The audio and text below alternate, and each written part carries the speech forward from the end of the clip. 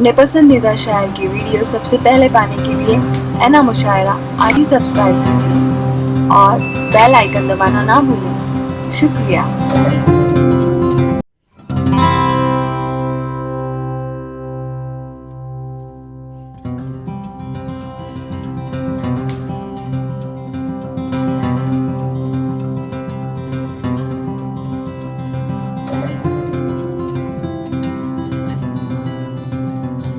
को तशरीफ लाएं और अपने कलाम से नवाजें और आपको ज्यादा से ज्यादा 2 से 3 मिनट में अपना कलाम पेश करना है।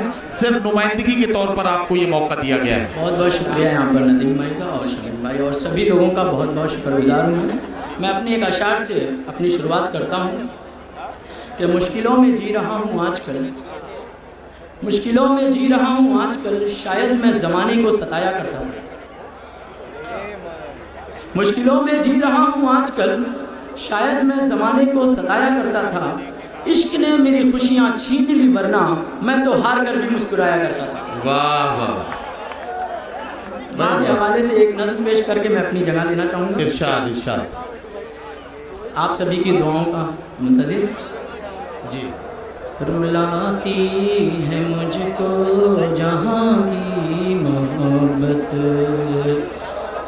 मुझे चाहिए मेरी माँ की मोहब्बत।